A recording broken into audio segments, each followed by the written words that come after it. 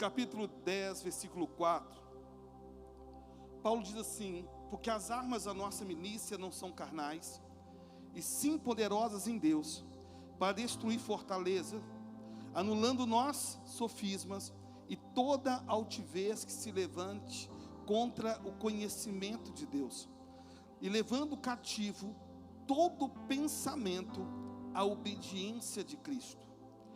Paulo está falando que porque as armas da nossa milícia não são carnais, e sim poderosas em Deus, para destruir fortalezas, anulando nós sofismas.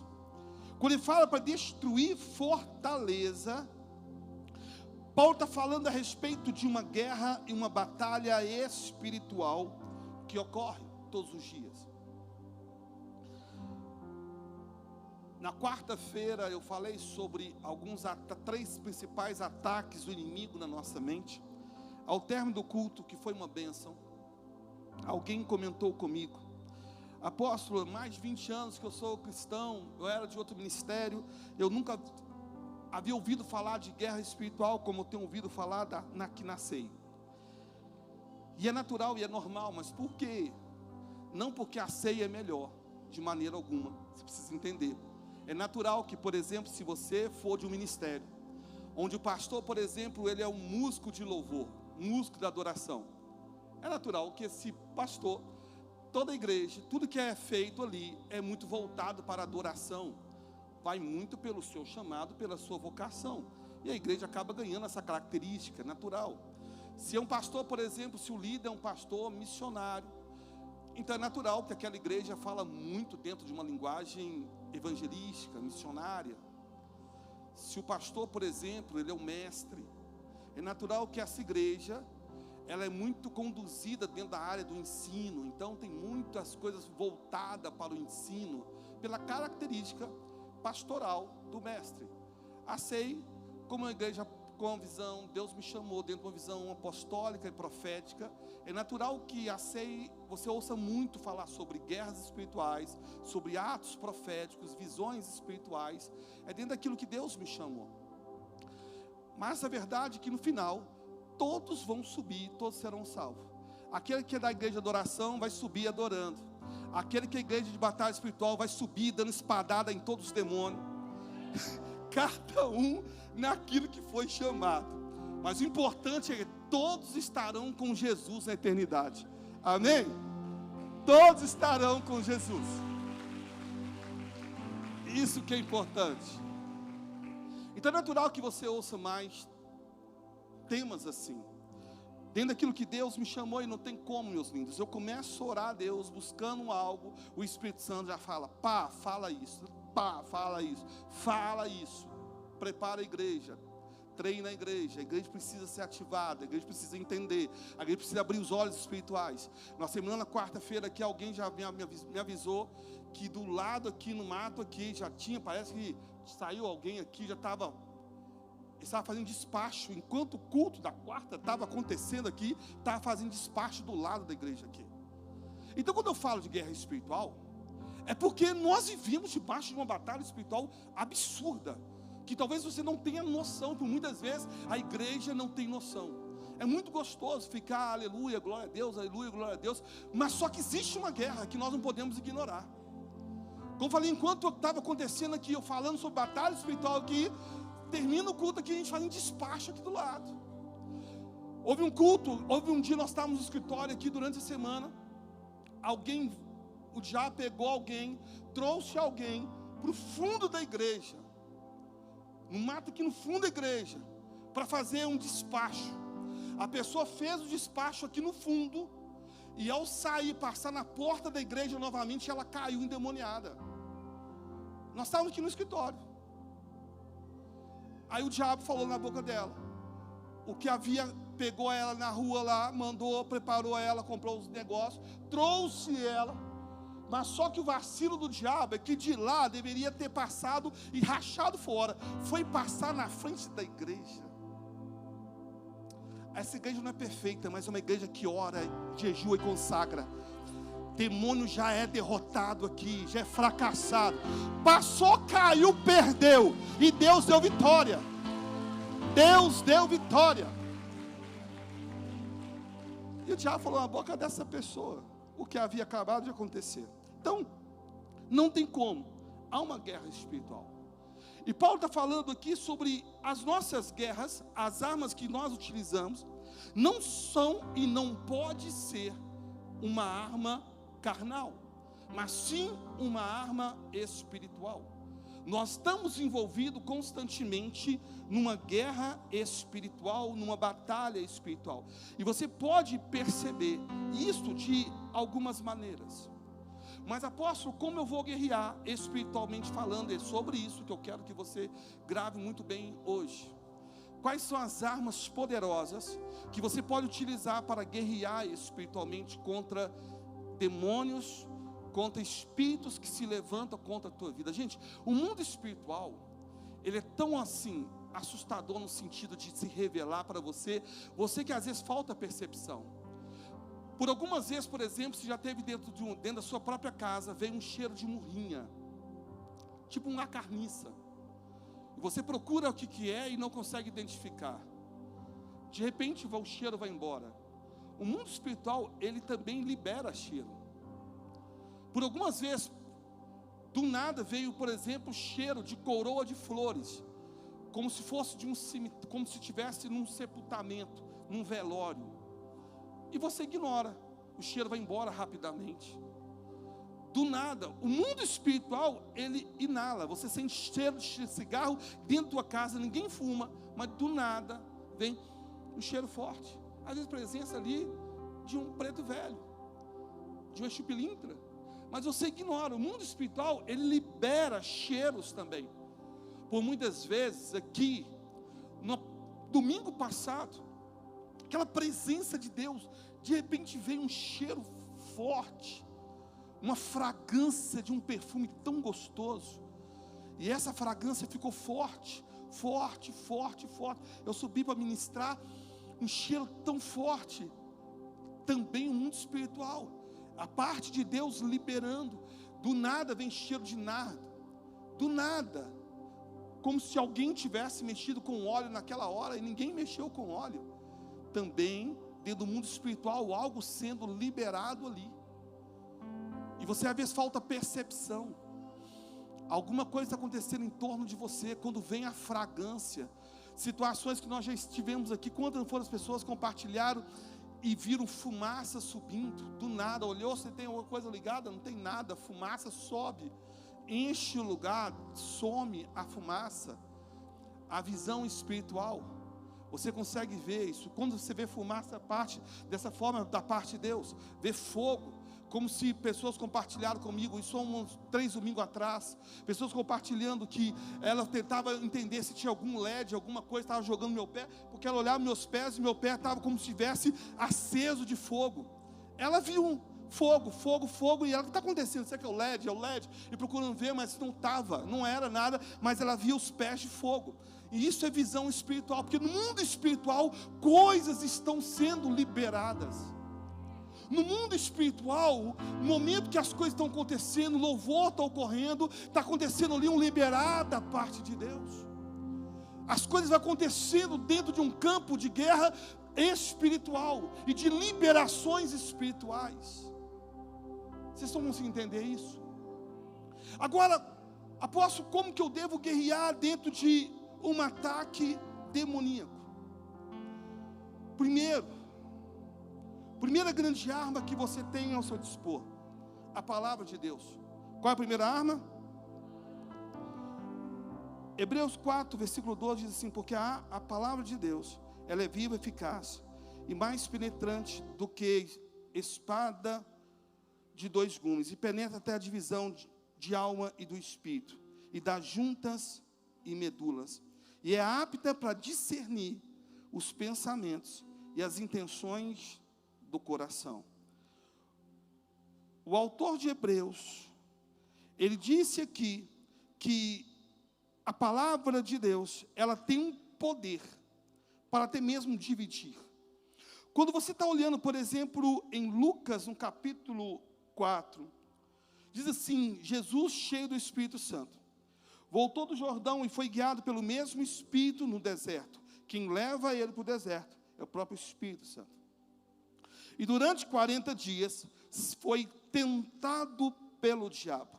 Nada comeu naqueles dias, ao fim dos quais teve fome.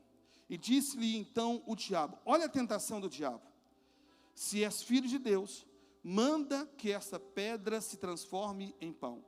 Mas Jesus lhe respondeu: está escrito, não só de pão viverá um homem. A guerra que Jesus utiliza, a arma espiritual que Jesus utiliza contra Satanás, foi a palavra de Deus. Olha a continuação. Mas Jesus, olha o que diz aqui: e elevando um monte, mostrou no momento todos os reinos do mundo, e disse-lhe o diabo: dar-te-ei toda esta autoridade e a glória destes reinos, porque ela me foi entregue, e a dou a quem eu quiser. Portanto, se prostrado me adorares, toda será tua. Mas Jesus lhe respondeu: está escrito. Jesus utiliza qual arma para poder repreender Satanás? A palavra. Está escrito. Ao Senhor teu Deus adorarás, e só a Ele darás culto. Então o levou a Jerusalém e colocou sobre um pináculo do templo e disse: se és o filho de Deus. Olha a estratégia do diabo, pastor Wilkerson, como as duas vezes Jesus respondeu a Satanás: está escrito, confrontando ele dentro da palavra. Na terceira agora, o que o diabo faz? O diabo faz: porque está escrito. O diabo vai pegar agora a própria palavra para tentar, de uma certa forma, conseguir convencer Jesus. Olha o que diz: porque está escrito. Olha o que diz: porque está escrito, aos seus anjos ordenará a teu respeito que te guardem. Ele faz aqui uma alusão a respeito do Salmo 91. E eles te sustentarão nas suas mãos para não tropeçar em alguma pedra. Aí Jesus, novamente, responde: dito está, não tentarás o Senhor, o teu Deus. Entenda que todo momento aqui, a estratégia do diabo foi levar Jesus, mexer com o coração, primeiro com a necessidade. Aí fala que Jesus sentiu fome, e quando sente fome, o que o diabo faz? Vai em cima de uma necessidade. Todas as vezes que o diabo quer nos tentar, ele quer nos derrubar, ele vai em cima de uma necessidade.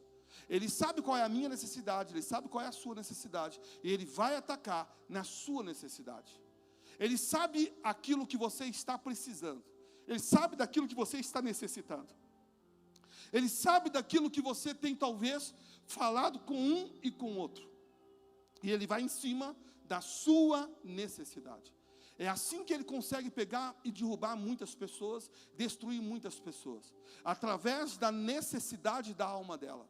Ele vai em cima de uma necessidade física de Jesus, e agora vai levar Jesus a ser tentado a se entregar em cima de uma necessidade. Jesus então ele vem e responde com a palavra. Nós não temos que responder demônios, não temos que responder o inferno de acordo com as nossas convicções, de acordo com os nossos pensamentos. A resposta para o inferno é uma só: a palavra de Deus. A palavra é a resposta que faz o inferno recuar. A palavra de Deus é a resposta que faz os demônios tremerem. A palavra de Deus é a resposta que faz com que os demônios se retirem. A palavra de Deus é a resposta que nós necessitamos. A palavra de Deus.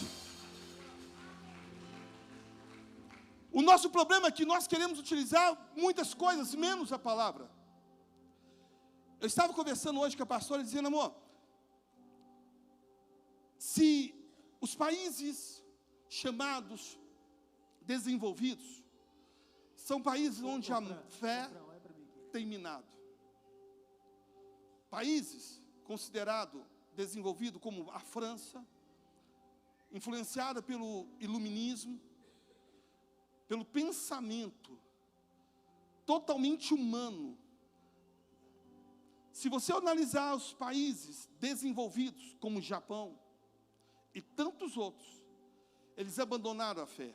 Ao longo da história, você vai ver grandes movimentos, como por exemplo a Reforma Protestante, vai passar de uma forma forte pela Suíça. A Suíça vai receber uma influência muito forte do protestantismo. Quando você está estudando sobre os reformadores, vai encontrar ali um grande movimento dentro da Suíça. Para que você possa entender, hoje a Suíça se tornou um país extremamente frio. Assim como a França se tornou um país totalmente frio. Assim como a Alemanha, um país totalmente frio. Os Estados Unidos, que passou por um grande avivamento, a Rua Azusa, hoje se tornou também um país frio espiritualmente falando. Quando você, por exemplo, você vai ver os grandes movimentos, os avivamentos, todos eles aconteceram no meio de movimento de pessoas extremamente simples. Olha da Rua Azusa, um movimento de alguns negros, que lá estavam sentindo-se totalmente desrespeitado, ignorado por uma sociedade elitizada, que zombavam, que ignorava, que não dá oportunidade. Mas um povo que reúne agora para orar a Deus, dali surge um grande avivamento. Se você analisar todos os outros avivamentos que existiram, como do país de Gales, por exemplo, todos foram movimentos que aconteceram no meio de um grupo de pessoas que era excluído. Por que isso? Eu disse a questão do dízimo, sobre a prova que nós passamos, às vezes a necessidade. Eu li no passado um livro de um missionário norte-americano, ele contando sobre os problemas hoje da China, e ele falando que, por favor, dizendo, por favor, não ore, não envie mais pessoas mais para a China, ele falando. E dizendo que depois que, na época que houve uma liberação, parou a perseguição, a igreja cristã chinesa, ela simplesmente começou a negociar os seus princípios. E de uma igreja calorosa, uma igreja que era avivada, estava agora uma igreja que estava morrendo espiritualmente. Você vai, por exemplo, na Turquia. Quando eu estive na Turquia, eu visitei umas igrejas subterrâneas na Turquia. Essa igreja subterrânea foi no tempo da perseguição. E as igrejas, elas existiram diante da perseguição. O melhor momento da igreja, se eu falasse dentro do sentido histórico, foi em tempos de perseguição. Se você olhar, por exemplo, quem influenciou a igreja dos dias atuais, dentro do sentido de santidade, foram chamados puritanos, os mesmos que influenciaram a conquista da América. Os puritanos. Os Estados Unidos, na sua colonização, sofreu forte influência dos ingleses puritanos. E quem eram os puritanos? Pessoas que não queriam mais caminhar de acordo com o evangelho raso, mas o evangelho de relacionamento com Deus, profundo com Deus. Se você olhar outro movimento que existiu, como o movimento dos morávios, de onde quem foi influenciado diretamente por esse movimento morávio, que foi John Wesley.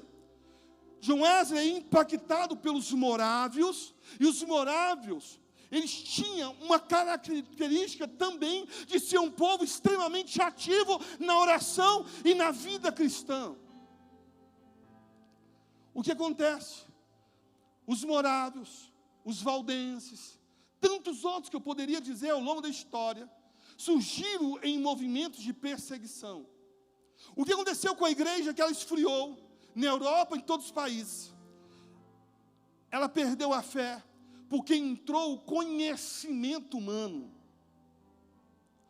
Eu falava hoje, nós estamos por um caminho. Você sabe que eu estive na África, e onde que a gente ia, muita gente aglomerava para receber uma oração. E os milagres aconteciam de uma forma surreal e sobrenatural aos nossos olhos. Mas quando você vai olhar, fazer uma análise sobre a realidade daquele povo e do nosso povo, você vai encontrar um povo que não tem alternativa a não ser se apegar na fé. Eles não têm saída. Hoje não.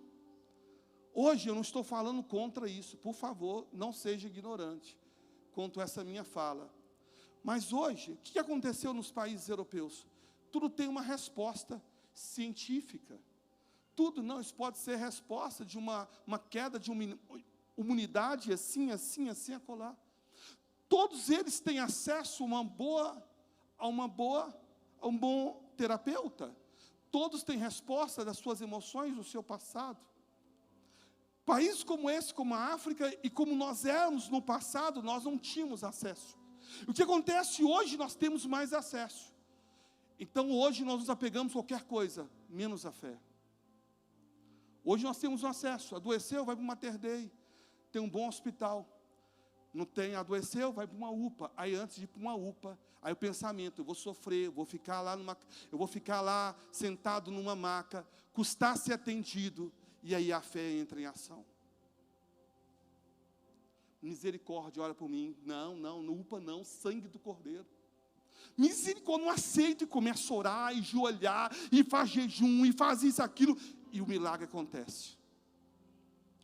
Qual é o nosso problema hoje? Nos falta uma necessidade de fato e real para manifestar a nossa fé. A nossa fé hoje, ela não existe mais porque ela é justificada em cima de pilares de pensamentos humanos. E nós caminhamos a passos largos para chegar como a Europa, os outros lugares chegaram. Toda a nossa resposta vai ser uma resposta dentro de uma filosofia, como a França hoje responde tudo dentro de uma filosofia. A nossa resposta vai estar sempre dentro da medicina, tudo dentro da medicina. Mas só que o problema é que isso é um passo largo para nós abandonarmos a fé. Aonde está o Jesus que cura? Onde está o Jesus que opera? Onde está o Jesus que efetua milagres? O irmão Orlando compartilhando comigo, que aquele culto, um culto profético aqui, ele chegou passando mal aqui no culto. E passando muito mal. E eu fiz aquele ato profético, eu pedi que os obreiros dessem 7 voltas. Quem lembra desse culto? E ele passando mal. E ele, nossa, eu passando mal, Afonso, coloca para dar 7 voltas aqui. Ele fez 7 voltas. Na quarta-feira ele veio me contar que no final Deus havia curado, pegou o resultado dos exames, não deu nada, Deus operou um milagre na vida dele. Deus faz isso. Na quarta-feira, um jovem que estava aqui no culto, aqui, o Arley, veio com o pé todo enfaixado.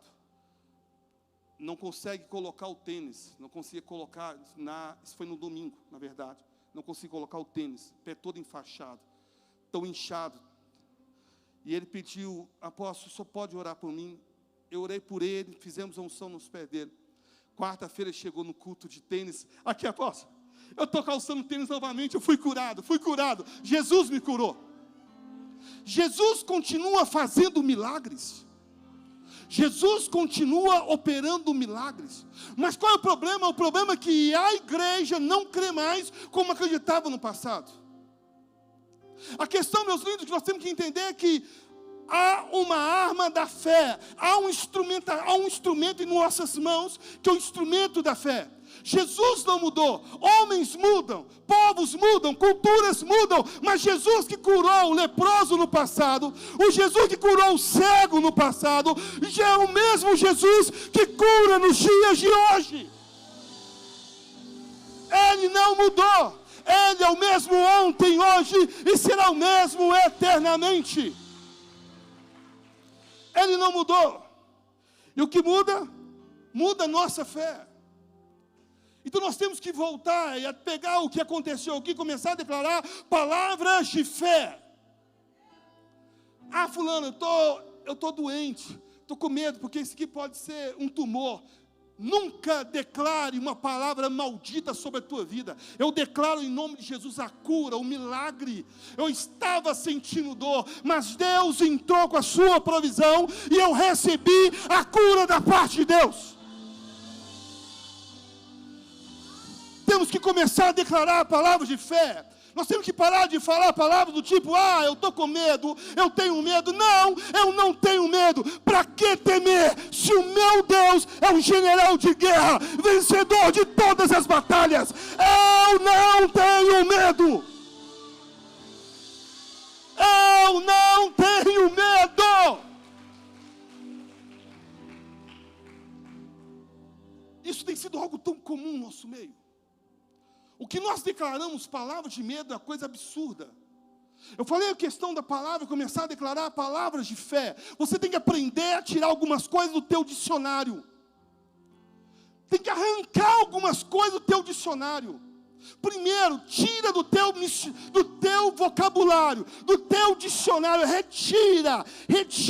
O teu vocabulário não vai entrar essa palavra, eu tenho medo. Vai entrar, eu tenho fé num Deus que me guarda.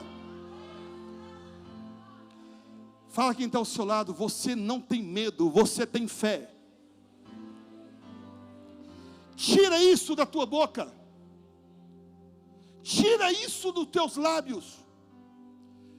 Tem pessoas que falam isso a semana inteira. Eu estou com medo, eu estou com medo, eu estou com medo, eu estou com medo. Meus lindos, só tem um que tem que estar com medo. Aquele que foi derrotado há 2000 anos atrás na cruz do Calvário. Este tem que ter medo. Este tem que ter medo. Então você tem que ter algumas coisas, você tem que tirar do teu vocabulário. Retire essa palavra, medo. Então, quais as armas que você vai utilizar? Você vai utilizar a palavra de Deus. A palavra de Deus. Quando você quiser fazer algo, o diabo vai vir na tua mente e vai dizer assim, não, isso é muito difícil. Você vai declarar a palavra. Não há impossíveis, não há impossibilidades. Para Deus não há nada impossível. Agindo Ele, quem o impedirá? Se Deus é pela minha vida, se Deus é pela minha casa, se Deus é pela vida dos meus filhos, se Deus é pela vida da minha esposa, se Deus é pela vida do meu marido, quem será contra Ele? Começa a declarar palavras. Parece que casamento está difícil, vai complicado, do jeito que está indo, eu vou acabar terminando. Não declara palavra assim, não.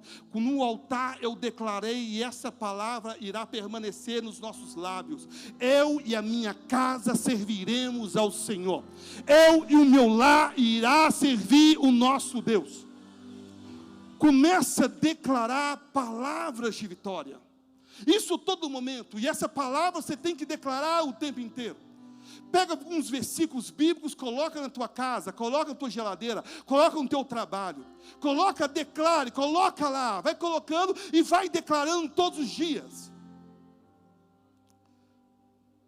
Tudo é possível ao que crê. Tudo é possível ao que crê. Apóstolo, às vezes eu levanto meio desanimado, então coloca lá na cabeceira da tua cama, ser forte e corajoso. Ser forte e corajoso. Assim como eu fui com Josué, eu serei contigo. Mas ser forte e corajoso. Não desanime. Não desanime. Começa a declarar palavras de fé. E na tua família, começa agora a trazer essa cultura para dentro do teu lar. Quando teu filho começar a reclamar demais, não, vem cá, vamos conversar aqui. A nossa casa serve ao Senhor. As palavras que nós entoamos aqui dentro, é palavras de fé. Nós sabemos o Deus que nós servimos.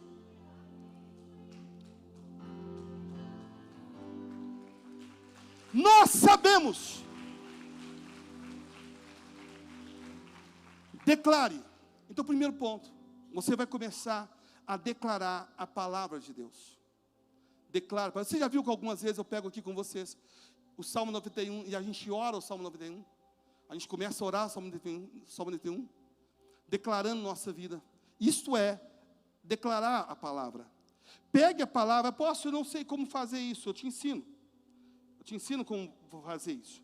Por exemplo, como é que você vai declarar a palavra de Deus? Você vai fazer o seguinte, um exemplo.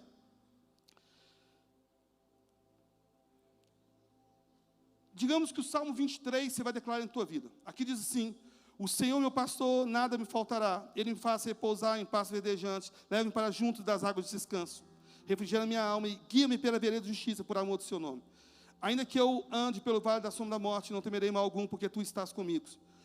O teu bordão e o teu cajado me consolam. Agora eu vou aplicar essa palavra.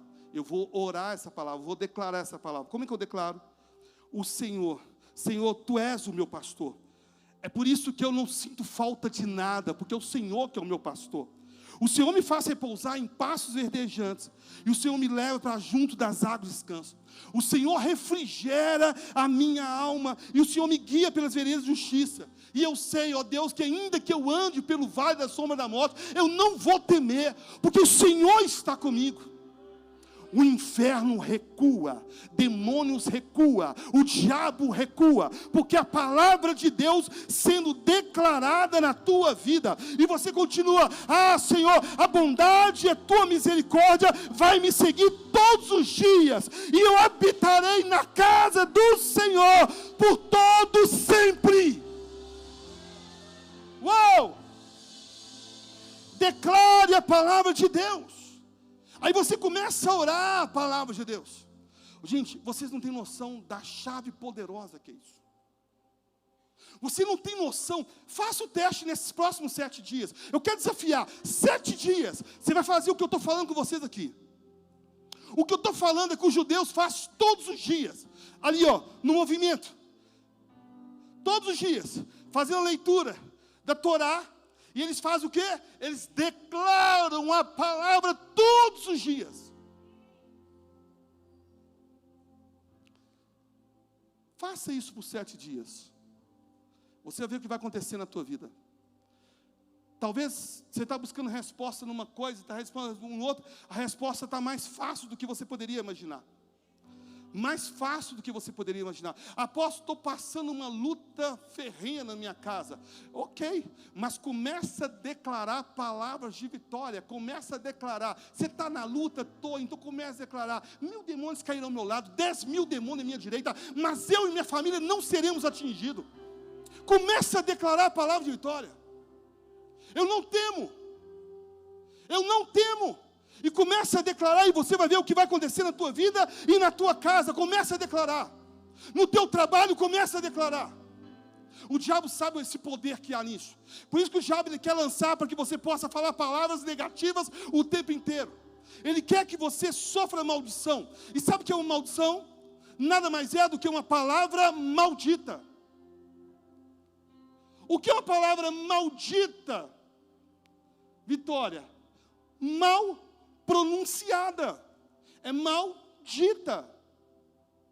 Toda palavra que é mal pronunciada, que sai da tua boca, vira uma palavra maldita, de maldição. Nada mais do que isso. Todas as vezes que sai do teu lábio uma palavra, de repente você está vivendo aquela situação que você disse, foi uma palavra maldita. E o diabo sabe muito bem sobre isso. Quando o diabo vai tentar Jesus, o que Jesus faz? Ele vai agora na palavra, e ele declara a palavra para o diabo.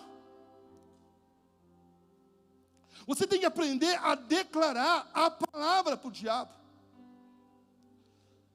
Todas as vezes que ele vier a fim de confundir os seus pensamentos, declare a palavra. Segunda arma que você tem que utilizar na tua vida: oração com propósito. Qual é o segundo? E é forte. Se você conseguir entender, Tiago diz que Elias era um homem semelhante a nós, sujeito aos mesmos sentimentos, e ele ora, e ao orar, ele ora para que não chovesse sobre a terra, e ficou 3 anos e 6 meses sem chuva. Quando Tiago fala Elias era homem sujeito às mesmas paixões, é que Elias também tinha os mesmos problemas, as mesmas dificuldades que eu enfrento e que você enfrenta, a mesma coisa. E o que ele fala? Ele diz que mesmo sujeito às mesmas, ele orou.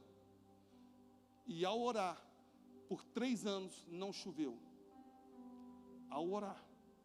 Quando Tiago está dizendo, sujeito às mesmas paixões, Tiago está dizendo, o fato de pensar que Elias não é algo diferente. O que muda é a fé. Ele era sujeito aos mesmos desejos, às mesmas tentações, mas a oração com propósito. A oração com propósito, ela faz uma grande diferença na nossa vida. Quando você ora com propósito, e aqui o que acontece dele? Ele ora com propósito. E é diferente essa oração com propósito, dentro de uma guerra espiritual. Como funciona? Após uma oração com propósito dentro de uma guerra espiritual.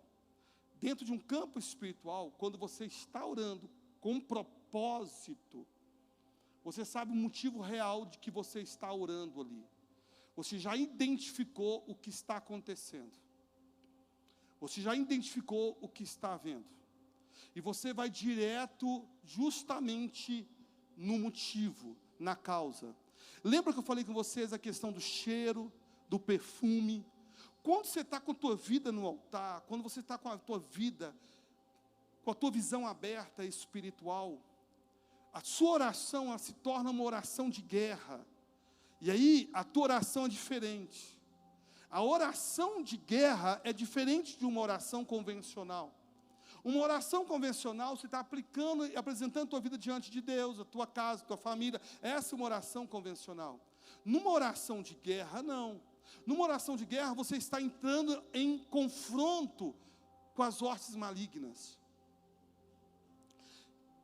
Quem já me recebeu na sua casa para oração dentro do lar, hoje nem tem conseguido, quem tem feito mais trabalho é mais os obreiros, os pastores auxiliares, por causa realmente de tempo. Mas quem já me recebeu para estar orando dentro da casa, ungindo a casa, sabe que todas as vezes que começa a oração, dentro de um lar, eu começo orando, dizendo, em nome de Jesus, Senhor, envia teus anjos de guerra neste lugar. Em nome de Jesus, Senhor, nós em tua presença colocamos tua presença. Senhor, guarda a nossa casa, guarda a nossa vida. Eu começo a fazer uma oração convencional. E no meio depois da oração, eu paro a oração, quem já viu, sabe o que eu estou falando. E eu entro para a guerra, e eu começo, demônios, em nome de Jesus. Se você entrou dentro desse lar, por algum motivo, alguma brecha, como ministro do Evangelho, estou te dando uma ordem, sai em retirada dessa casa. Você não tem legalidade para permanecer neste lugar. Demônio, se você entrou através de um objeto consagrado à entidade, eu te dou uma ordem em nome de Jesus Cristo, sai deste lugar. Eu entro em oração de guerra direta com Ele. Quando você está, a oração de guerra é uma arma poderosa. Como que funciona a oração de guerra? Você está, por exemplo, na tua casa, você percebeu uma situação, a tua alma angustiou. Vem aquela sensação que alguma coisa está acontecendo de errado. Alguma coisa no mundo espiritual está te avisando. Por quê? Porque a alma, ela angustia quando há uma guerra espiritual. Aquela angústia do nada, a sensação que alguma coisa ruim está acontecendo. Alguém já passou por isso? Levanta a mão. Olha quantas pessoas. Esse momento que você percebe isso, é o momento de você entrar em guerra espiritual, em batalha espiritual. Aí você percebeu, a angústia veio. O Espírito Santo trouxe na tua mente uma pessoa. Teu filho, tua filha, teu trabalho, alguma coisa o Espírito Santo trouxe na tua mente. Aquele momento, não é o momento de você apenas entrar em oração, Senhor, tal. É o momento de você entrar em guerra espiritual. E na guerra espiritual, como é que você entra na guerra espiritual? Você começa em nome de Jesus. Eu repreendo o espírito de morte, está tentando rodear a vida do meu filho, da minha filha. Eu repreendo agora todo espírito de morte, está tentando ceifar a vida de fulano, de ciclano. Em nome de Jesus, demônio, eu estou te dando uma ordem, sai em retirada. Você foi derrotado na cruz do Calvário, maior aquele que está ao meu favor, maior aquele que está guerreando em favor da minha casa, do que aquele que está guerreando juntamente contigo. Você é um fracassado, um derrotado. Em nome de Jesus, espírito de morte, saia da vida dele, saia da vida dela. E você entra em guerra espiritual. E é incrível. Porque você sente isso espiritualmente. Quando não foram as vezes, eu em guerra ali espiritual, o meu corpo começa a sentir dores no corpo inteiro. Eu começo a guerrear, porque a minha oração é oração de propósito, de guerra espiritual. Eu começo a guerrear espiritualmente. Estou conversando com alguém, e preste atenção nesses sinais. Após como eu sei quem é que eu tenho que orar. De repente você está conversando com uma pessoa. vem alguém na tua cabeça, do nada. Do nada. Isso não é do nada. O Espírito Santo te avisando, entra em guerra, ora por ela, ora por ele, e você ignora. Tempo depois você fica sabendo, fulano sofreu acidente de moto, ciclano sofreu acidente nisso e naquilo. Nós, a gente estava pensando nele hoje. Eu estava pensando nele hoje. Você não estava pensando nele hoje, ô cara pálida. O Espírito Santo te trouxe a memória para você entrar em guerra espiritual. O Espírito Santo te trouxe para que você pudesse orar em favor da vida dela, em favor da vida dele. Qual é o problema? Nos falta percepção espiritual. O Espírito Santo avisando, está acontecendo aqui, está acontecendo ali. Aí você te incomoda, tua filha. Aí você começa, você pega, só manda mensagem, está tudo bem com você? Está... Estou meio preocupado, vem para casa agora. Alguma coisa está sendo avisado. Vai para o teu cantinho, para o teu quarto de guerra e vai entrar em batalha espiritual. Em nome de Jesus. Senhor, a tua palavra nos diz que os teus anjos estão aqui, à disposição, para guardar aqueles que vão herdar a salvação. Em nome de Jesus, anjos de guerra, vai de encontro a minha filha agora, cerca a minha filha, cerca o meu filho, cerca o meu marido. Se o diabo está tentando se levantar para ceifar a vida dele e dela, vai cair por terra agora. Anjo de guerra, vai agora ao encontro da minha casa, dos meus familiares. E de repente você vê no mundo espiritual, espadada da parte de Deus, demônios saindo, e Deus dando vitória à tua vida, à tua casa, à tua família. Você pode dar uma salva de palmas àquele que é digno.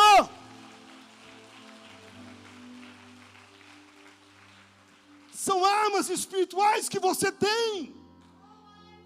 Sabe, às vezes eu fico assim, irado, porque essas armas estão disponíveis a todos nós, e nós, na nossa ignorância, muitas vezes, nós não fazemos uso dela.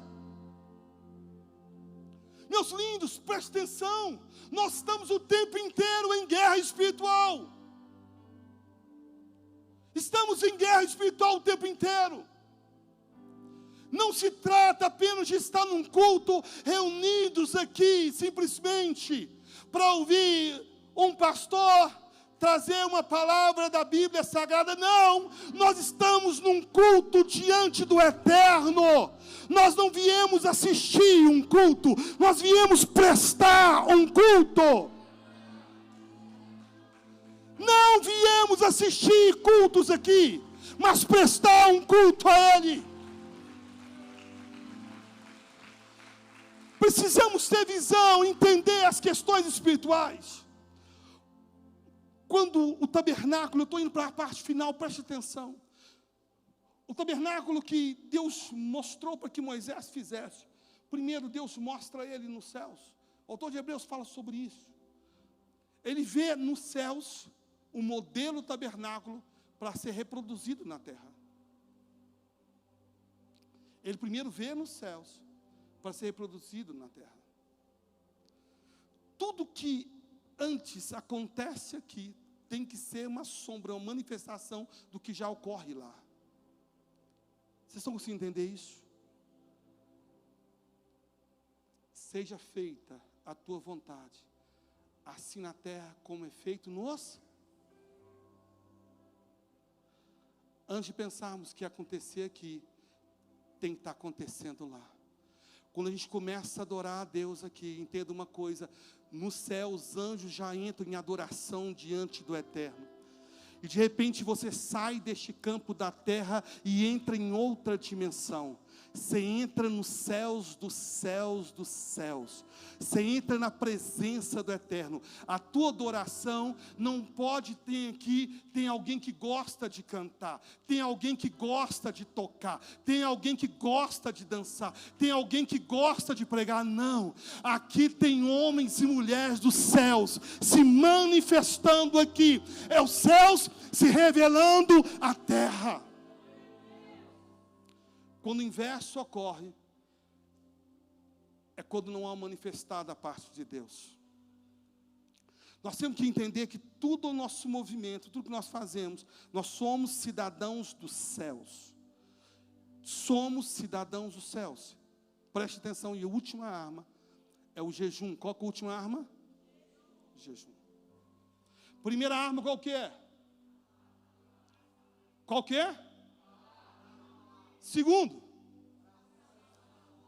oração com propósito.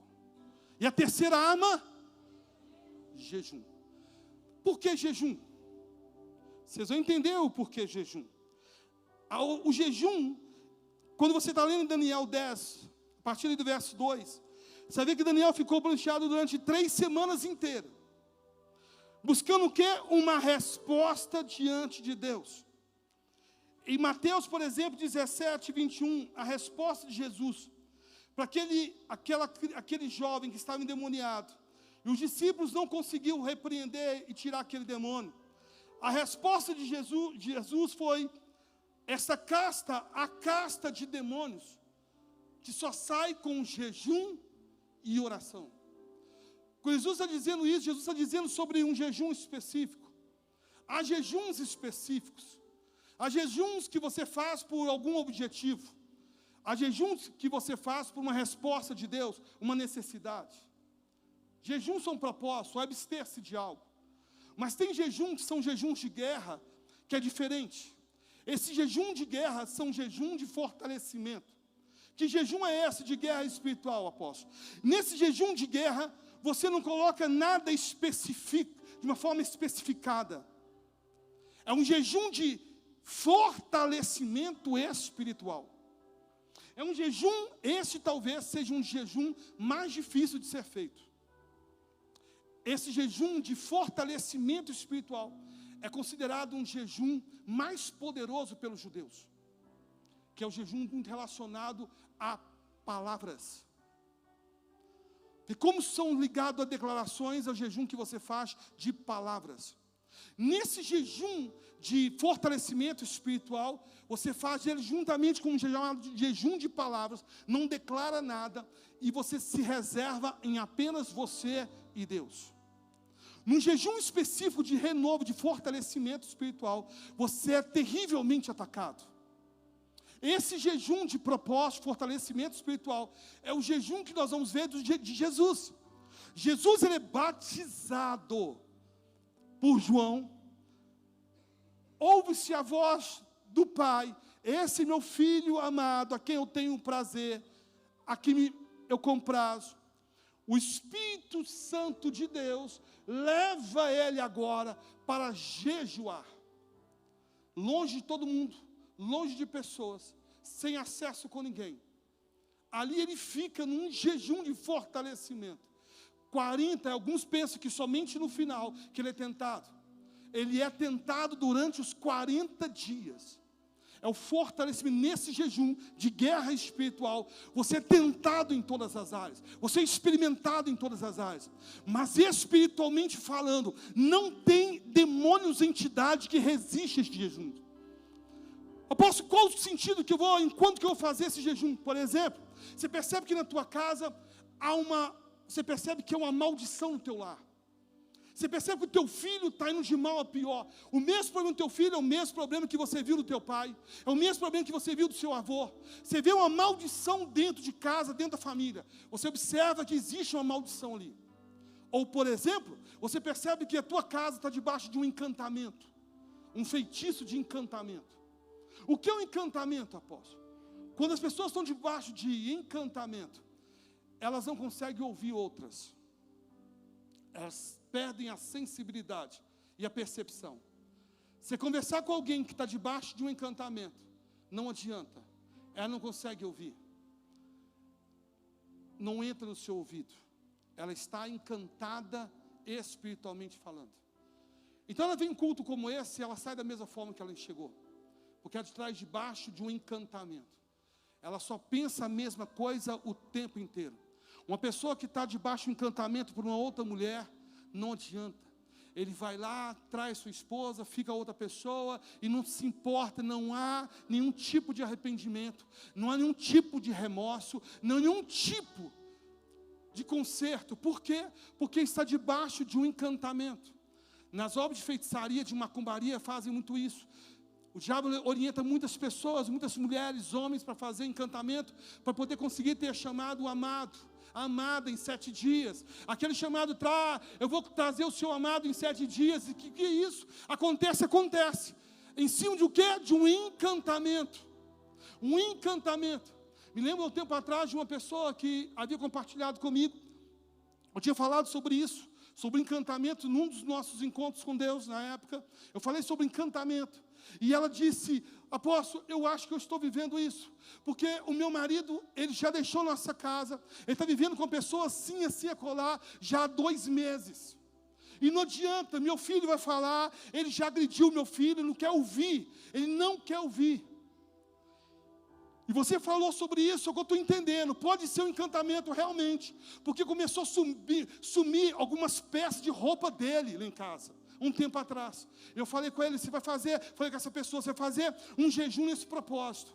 Você vai entrar nesse sentido em oração. Foi incrível, isso, gente, incrível. Diante de Deus eu falo isso aqui. Questão assim de 3, 4 dias no máximo.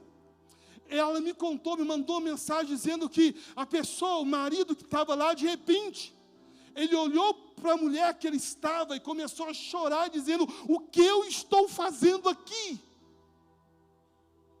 Juntou as coisas e voltou correndo para casa, chorando, desesperado.